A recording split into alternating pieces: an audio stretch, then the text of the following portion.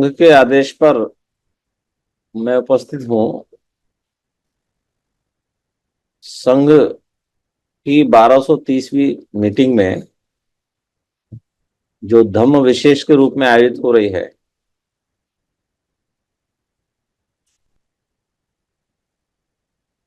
ये कहा जाता है कि जो हमारा मूड है वो कुछ घंटों में एक अवस्था में बदल जाता है, और जो हमारी अवस्था है वो कुछ दिनों में हमारे टेम्परामेंट में बदल जाती है। और जो हमारा टेम्परामेंट है वो कुछ महीनों में हमारी जिंदगी आज कैसी चल रही है उसमें बदल जाता है। वो परिलक्षित होता हमारे व्यवहार में।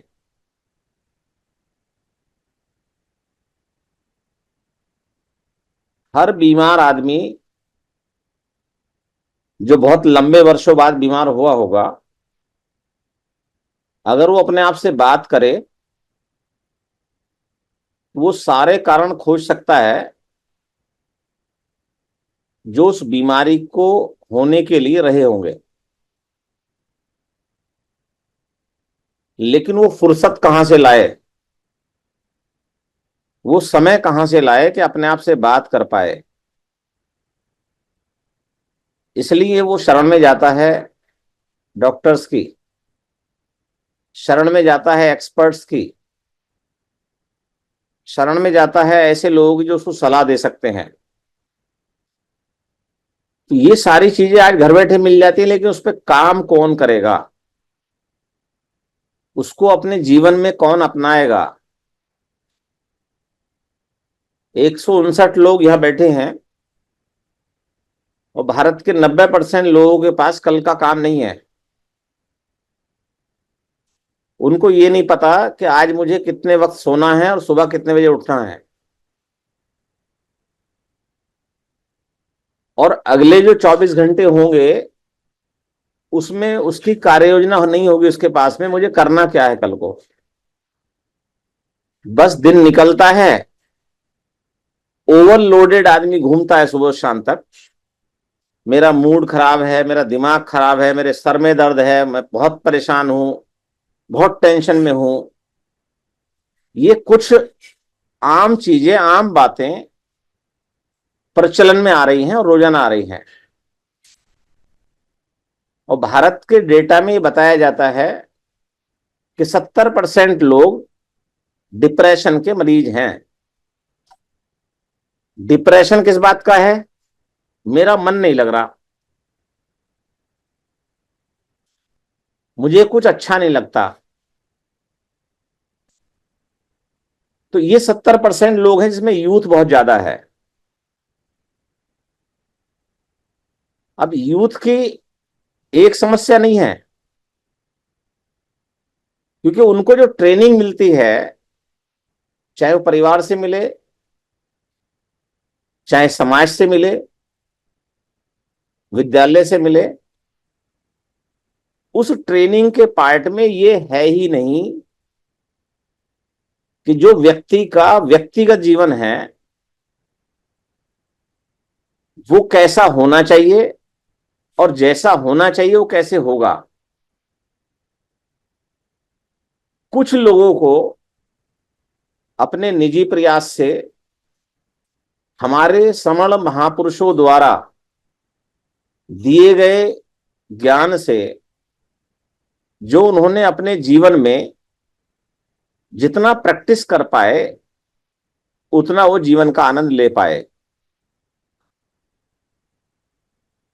जो हमारे महासमण रहे हैं, जिनको हम तथागत बुद्ध के नाम से जानते हैं, जिन्होंने दुनिया को संदेश दिया है कि हमारे पास जो भी दुख आता है उसका कारण क्या है और उन कारणों का निवारण क्या है। लेकिन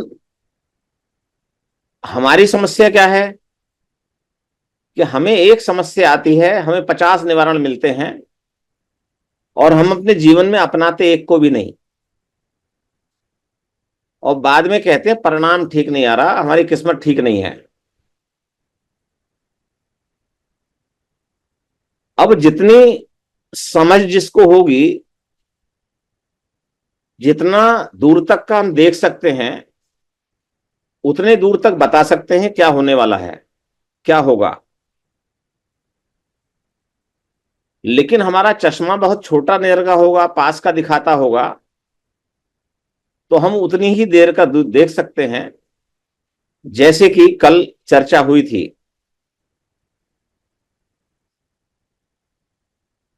अब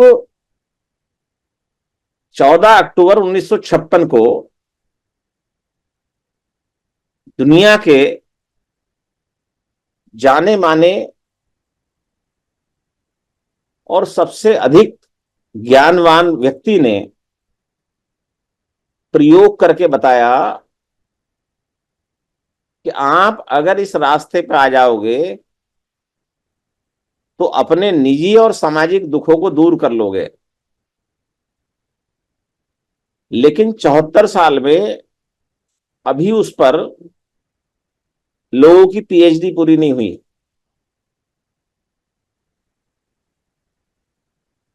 अब नहीं हुई तो नहीं हुई, लेकिन फिर भी जितने धम्म को मानने और जानने वाले लोग हैं, उसमें भी जो धम्म के ठेकेदार बनते हैं, धम्म को कट्टरता की उस श्रेणी में लेके जाते हैं जैसे धम्म उन्होंने शुरू किया हो और वही उसके ठेकेदार हैं। और उन्हें यह लगता है कि अगर आज मैंने धम्म को जाना है या उसकी एबीसीडी शुरू की है, तो दुनिया का एक एक आदमी धम्म के मार्ग पे चल देना शुरू कर देना चाहिए। अब ये इच्छाएं, अभिलाषाएं, आकांक्षाएं होती हैं, हम दुनिया को बदलने की कोशिश करते हैं, अपने आप को नहीं बदलते। जिसने अपने आप को बदला है उसने दुनिया को बदल दिया है। ये इतिहास में चीजें दर्ज हैं, कोई कहने सुनने की आवश्यकता नहीं है। हम जब से पैदा हुए हैं, जब से हमने सुनना शुरू किया है, बुद्धं शरणं गच्छामि, धम्मं शरणं गच्छामि, संघं शरणं गच्छामि, हम इसको अनुभव करते हैं नहीं करते, या एक प्रेयर बोली, गाना सा गाया हमने, हमारे कानों को शांति मिली, हम अपने काम में लग गए। जब हम तीसरे स्लोगन पे चलते हैं, तीसरी लाइन पे चलते हैं, जब हम संघ को नमन करते हैं, संघ की शरण में जाते हैं, तो क्या हमारे दिमाग में विचार आता है ये संघ है कहां, था कहां, गया कहां? धम्म तभी दिखाई देगा जब संघ होगा। और हमारे बड़े बड़े जो इंटेलेक्चुअल हैं, वो कहते हैं कि हमें तो धम्म फैलाना है, हर एक आदमी को धम्म के मार्ग पर लाना है।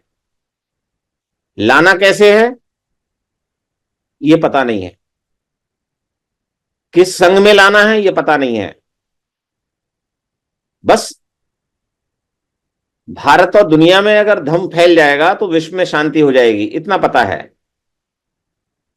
लेकिन इसको फैलाएगा कौन और फैलेगी कैसे? तो जब हम बात करते हैं संघ की, वैसे ही हमारी जिम्मेदारियां शुरू हो जाती हैं। और अगर हम संघ में नहीं होते हैं, परिवार में नहीं होते हैं, हम कुछ भी करते फिरें, कुछ भी कहते फिरें, क्या फर्क पड़ रहा है? हमारी कोई जवाबदेही तो है नहीं। जब हम परिवार में बैठते हैं रोजाना, हमसे पूछताछ होती है, आज आपने क्या किया, कुछ गलती हुई तो कैसे हुई, क्या कारण था, कैसे दूर होगी। ये छोटे से परिवार की इकाई के रूप में वो लोग प्रैक्टिस में लाते हैं जो परिवार के साथ बैठते हैं। लेकिन जितने भी, अगर हम बात करें अपने होशो हवास की या भारत के 74 साल के इतिहास की, तो पता नहीं क्यों हमारी नजर में नहीं आया, हमने सोचा नहीं, समझा नहीं कि जब हम बोलते हैं संघं शरणं गच्छामि, तो संघ है कहां जिसको हम नमन कर रहे हैं? यह वो संघ बनेगा कैसे? यह वो बना था तो टूटा कैसे? और अगर टूट गया है तो अब कैसे वो संघ हमें दिखाई देगा? उसको देखने के लिए हमें अपना विचार बड़ा करना पड़ेगा। हमें अपनी जो विजन है, जो देखने की क्षमता है, उसको बड़ी करनी पड़ेगी, ब्रॉड सोचना पड़ेगा। हमारी जो प्रतिस्पर्धा है, हमारा जो कंपटीशन है, वो किससे है ये हमें पता होना चाहिए। और हमें पता ही नहीं है हमारा कंपटीशन है किससे। हम सुबह उठेंगे, दौड़ेंगे, भागेंगे, खाना खाएंगे, सो जाएंगे, पता ही नहीं कंपटीशन है किससे। तो ये पता चल रहा है अब, जब हम संघ में आए हैं, बात कर रहे हैं, रोज मिलते हैं, रोज सुनते हैं, अपनी कहते हैं, और जो कहते हैं अगर उसको पूरा नहीं करते तो शर्म से मुंह भी छुपा लेते हैं, बोल नहीं पाते हैं। तो ये पहली बार हो रहा है इस दुनिया में। अब के परिप्रेक्ष्य की बात करें, पहले कभी हुआ होगा तो हम इतिहास में पढ़ते हैं, देखते हैं, जानते हैं, सुनते हैं। लेकिन अगर लाइवली उसके दर्शन करने हैं, उसको चेक करना है, समझना है, तो ये जो प्रैक्टिस चल रही है संघ में बैठने की, संघ में आने की, संघ में काम करने की, संघ के प्रति जवाबदेही की, ये वो प्रैक्टिस चल रही है जो प्राकृतिक प्रैक्टिस है, नेचुरल प्रैक्टिस है। इसमें आपको स्वयं को खुद चेक करना है। दूसरे किसी को फुर्सत नहीं है कि आपको चेक करे। और अगर किसी को फुर्सत है, इसका मतलब वो संघ का काम नहीं कर रहा। उसको फुर्सत है इस बात की कि अमुक व्यक्ति क्या कर रहा है, क्या नहीं कर रहा, कहां जा रहा, क्या कर रहा है, कैसे कर रहा है, तो उसके पास समय है इतना। और जिसको संघ समझ में आ गया, जिसको पता है हमारे पास ये अंतिम विकल्प है, अगर हमें धम्म को बचाना है, धम्म को स्थापित करना है, प्रत्येक व्यक्ति के जीवन को सर्वोत्कृष्ट श्रेणी में पहुंचाना है, ताकि वो खुद भी जिए और बाकी जितने लोग बचते हैं उनके जीवन स्तर को सुधारने में भी अपना महत्वपूर्ण योगदान दे, तो संघ में काम करना पड़ेगा। हम कितना ही कहते रहें, कितना ही धम्म को पढ़ते रहें, बोलते रहें, समझाते रहें, बताते रहें, धम्म समझ में नहीं आ सकता। इतना आसान नहीं है। इतना आसान होता तो 22 प्रतिज्ञाएं लिख के दी हैं। पंचशील रोज बोलते हैं, रोज सुनते हैं, अष्टांगिक मार्ग पढ़ते हैं रोजाना। अगर ये बातें इतनी आसान होती, सरल होती, तो लोग समझ लेते। क्योंकि सरल तो हैं, लेकिन इसको लागू अपने ऊपर ही करना है। आप दूसरे के ऊपर लागू नहीं कर सकते। ये अलग बात है जब आप अपने जीवन में लागू करते हैं, तो आपके जो विचार हैं, आपका जो व्यक्तित्व है, जब वो समाज में परिलक्षित होता है, तो लोग उसको देख के अपने आप को बदलते हैं। तो लोगों को पढ़ने लिखने की फुर्सत तो बची नहीं। ये 15-20 साल में जब से सोशल मीडिया का युग आया है, उसमें उन विचार के लोगों ने जिनसे हमारी प्रतिस्पर्धा है, उन्होंने हमें ना लिखने लायक छोड़ा, ना पढ़ने लायक छोड़ा। और बस क्या छोड़ा, हमें लिखे ले गए स्लोगन, लिखे लिखाए अच्छे वाक्य, लिखे लिखाए विषय ऐसे मिले, हम उसको फॉरवर्ड करते चले गए। अब उस फॉरवर्ड करने का हाल ये हुआ, जो हम इंफॉर्मेशन देना चाहते थे वो हमारे मोबाइलों में कूड़े के ढेर की तरह ग्रुपों में पड़ी रहती है। और अब तो लोगों को इतनी फुर्सत नहीं है अपने मोबाइल के जो चैट बॉक्स में जितने मैसेज आते हैं उन्हें डिलीट भी कर पाए। मैं भी उनमें से एक हूं। कई कई महीने मुझे निकल जाते हैं चैट बॉक्स के मैसेज डिलीट करने में। तो ये जो आदत जब छूटी है हमारी, तो इसके परिणाम भी आए होंगे। और परिणाम हमारे ये आए हैं कि हम हर इंसान को अच्छी बात बताना चाहते हैं, लेकिन सुनने को तैयार नहीं। पिछले 20-30 साल से मैं लगातार सुन रहा हूं, साहब कैडर दिया जाएगा। जब हम देखते हैं तो वहां कैडर देने वाले लोग उपस्थित होते हैं, लेकिन कैडर लेने वाले लोग उपस्थित नहीं होते, उन्हें फोन कर करके बुलाया जाता है।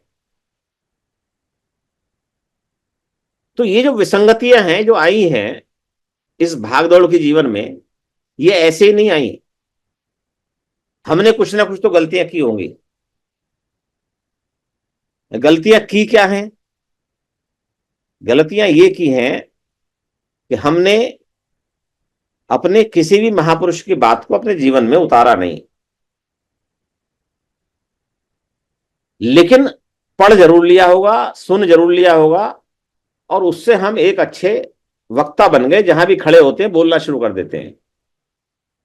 जितना हम बोलते हैं, अगर हमसे पूछा जाए इसका अमल कितना करते हो आप, तब हमें पता चलेगा वास्तविकता क्या है। और ये बात पूछी जाती है संघ में। संघ में कोई व्यक्ति नहीं पूछता। जब आप सुनते हैं, समझते हैं, देखते हैं, तो आप खुद से खुद ही पूछते हैं। जब खुद से खुद पूछते हैं तो आपकी हिम्मत जवाब दे जाती है अमुक बात का जवाब देने के लिए। तो ये बिल्कुल प्रैक्टिकल लाइफ है।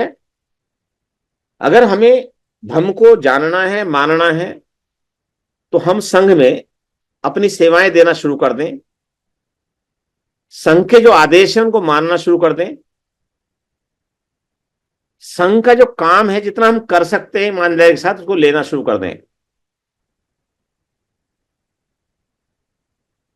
क्योंकि संघ नियमों का बंडल है।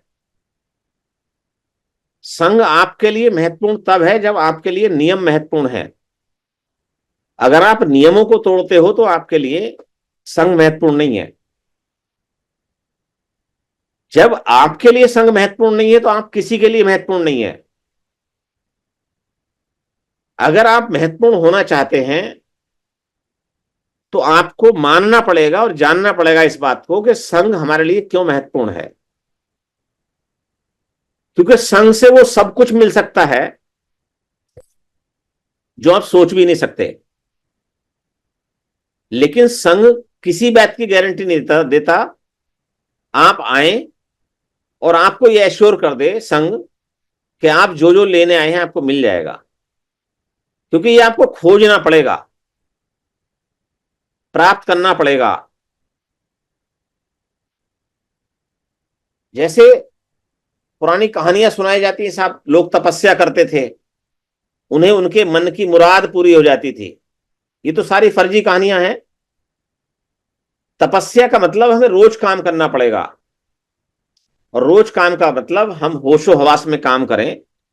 रात को 6 घंटे सोने के बाद जितनी एनर्जी हमें मिलती है, अगले 18 घंटे तक हमें पता होना चाहिए हम किस वक्त क्या काम करने वाले हैं। दुनिया को पता हो या नहीं हो, इससे कोई फर्क नहीं पड़ता। लेकिन इस देश में देखते देखते जो एनालिसिस है वो ये कहता है कि 90% लोगों को इस बात से फर्क पड़ता है कि आप जो कर रहे हैं उससे सामने वाला क्या सोच रहा। मतलब वो इसलिए नहीं कर रहा कि उसे कैसा लग रहा बात, वो उसे वो काम कैसा लग रहा, बल्कि उसका नजर इस बात पे है कि मैं ये काम करूंगा तो सामने वाला क्या कहेगा, और मैं ये काम करूंगा तो सामने वाला क्या सुनेगा, क्या सोचेगा। इसका मतलब उसे अपनी खबर नहीं है, बाकी सबकी खबर है। और एक टाइम पे ऐसे लोगों के साथ में यह स्थिति आ जाती है कि उसे दुनिया की खबर रहे ना रहे, लेकिन उसकी खबर किसी को नहीं रहती। वो किसी की कांटेक्ट लिस्ट में नहीं रहता, किसी के मित्रों की लिस्ट में नहीं रहता, किसी के रिश्तेदारों की लिस्ट में नहीं रहता। क्यों? क्योंकि उसने जीवन भर अपने लिए कुछ किया ही नहीं। अपने लिए करने का मतलब है हम वो सब करें जिस लिए हमें जीवन मिला है। अब जीवन मिला है तो जीना तो सबको है। अब इसको कुछ लोग जीवन को बोझ समझ के जीते हैं और कुछ लोग इसको आनंद से जीते हैं। आनंद से वही जीते हैं जो इसके महत्व को समझते हैं, जो एक ऐसे मार्ग को सिलेक्ट कर लेते हैं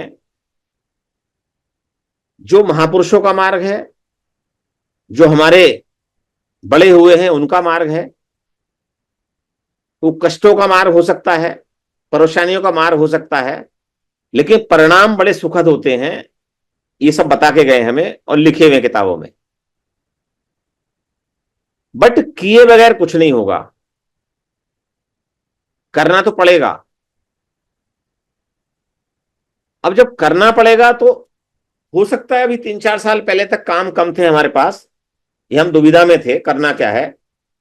लेकिन अब हमें काम मिल गया है और काम ये मिल गया है कि संघ के जो आदेश निर्देश हैं जितना हम मान सकते हैं उतना माने, अपना काम पेश करें और अगले काम पे लग जाएं।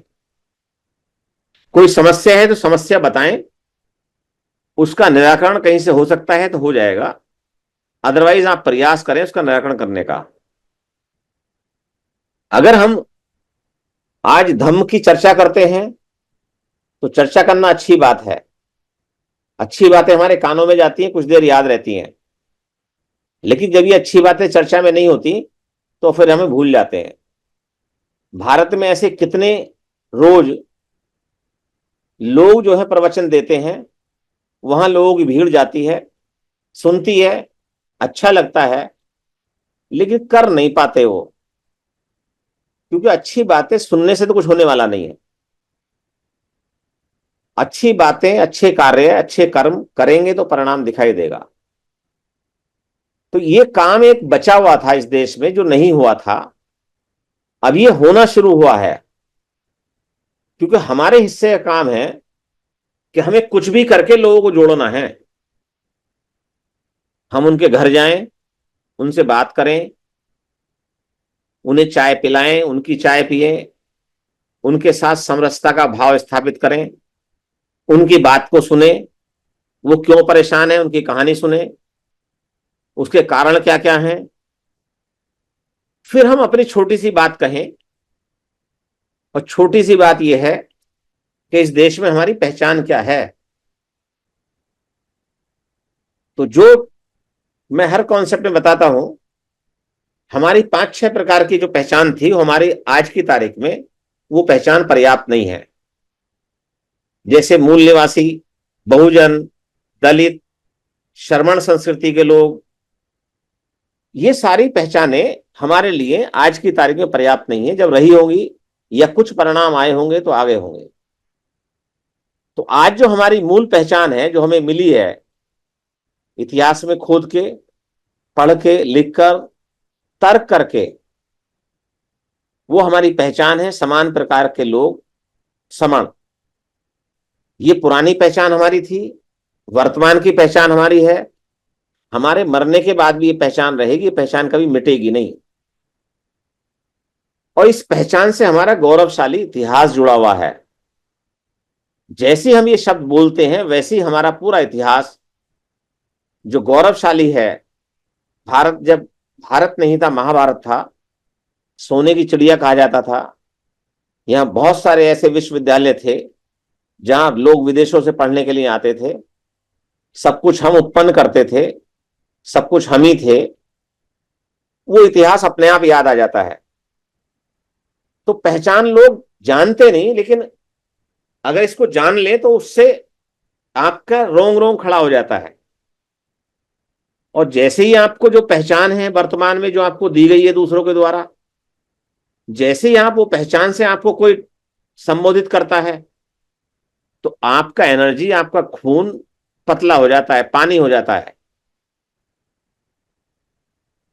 तो ये बात जितनी जल्दी हम समझ लें और जितनी जल्दी अपने परिवार को समझा दें, अपने बच्चों को समझा दें, उतनी जल्दी हमें एक रास्ता मिल जाएगा, और रास्ता ये मिलेगा कि भाई अगर कोई परेशानी है तो आप संघ में आके कहिए। संघ में आना तो पड़ेगा, इसके बगैर काम नहीं चलेगा। जितने भी दुनिया और भारत में धर्म को मानने वाले लोग हैं,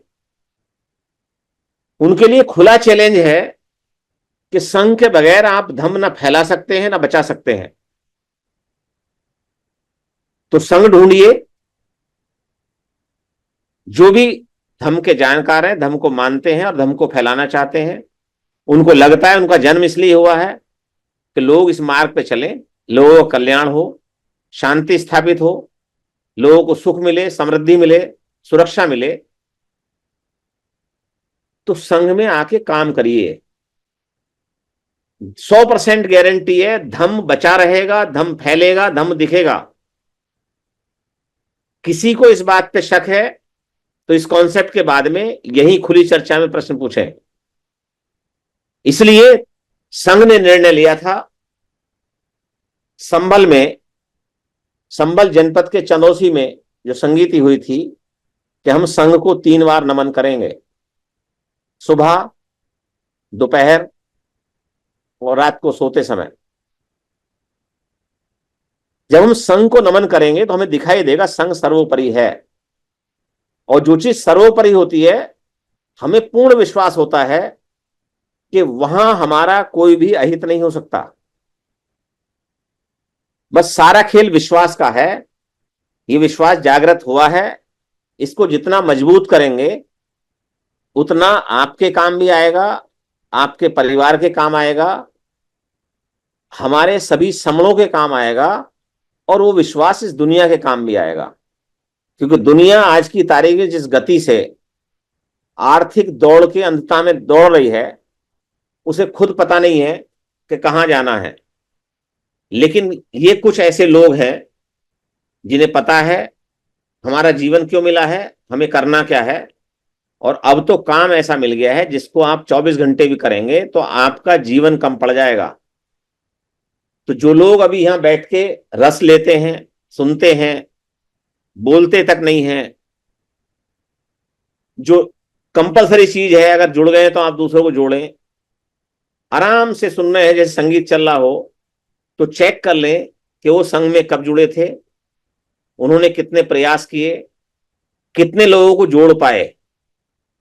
अगर आप अभी तक एक भी आदमी को नहीं जोड़ पाए हैं, इससे आप चिंता ना करें।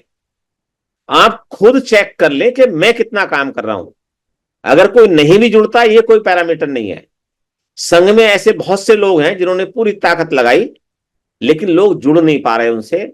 लेकिन वो ये कह रहे हैं कि संघ में मैं फुल टाइम काम करने को तैयार हूं, जो भी संघ का आदेश होगा उस पर काम करते हैं। तो इसलिए यहां नेगेटिव चीज बिल्कुल नहीं है। नेगेटिव साइन का सीधा होता है, ये साइन होता है। और हम जब बोलते हैं नेगेटिव चीज, तो सामने वाले से बोलेंगे तो 6 फीट दूर बैठता हमसे, और जुबान से कान की दूरी 6 इंच होती है। सबसे पहले हर नेगेटिव बात यहां से घुस के कान के अंदर घुस जाती है सीधी। मतलब नेगेटिव चीज है, बहुत जल्दी घुसती है, उसकी रिएक्शन भी उतनी जल्दी आती है। इसलिए मैंने कहा लोग 70% डिप्रेस्ड हैं। जो पॉजिटिव चीज होती है, सकारात्मक है, जुबान से निकलती है, जाती है तो 6 इंच में कान पे ही है, लेकिन वो प्लस का साइन ऐसे लगा होता है तो अंदर नहीं घुसती, वो रुक जाती है कान के बाहर ही। उसको बड़े धीरे धीरे घुसाना पड़ता है। उसको धीरे घुसाने के लिए आपको बहुत प्रयास करना पड़ेगा। अगर आप कहते हैं हम संघ में काम करते हैं, संघ के लिए काम करते हैं, और हम संघ में जुड़ चुके हैं, तो अपने आप को दक्ष कर लें इस बात के लिए कि आपको पॉजिटिव चीज, सकारात्मक चीज, लोगों के हित की चीज, उनके लिए सर्वोत्तम चीज जो उनको और उनकी पीढ़ियों को हमेशा तक याद रहेगी, हमेशा तक सुख, समृद्धि, शांति, सुरक्षा देगी, वो कैसे पहुंचेगी। और इसे पहुंचाने से पहले बस ये पहचान जो उनकी मिली है, वो पहचान हम अगर अंतिम जन जन तक पहुंचा दें, हर समण तक पहुंचा दें, और जिसका टारगेट हमने रखा है 2026 दिसंबर तक, हमें ये कैंपेन 24 घंटे चलानी है। लिख के चलाएं, बोल के चलाएं, बैनर बनाएं, कुछ भी करें, कॉल करें, कॉन्फ्रेंस करें, आप अगर इस काम को कर लेते हैं तो हमें लगेगा 2026 में कुछ हम काम को कर पाए।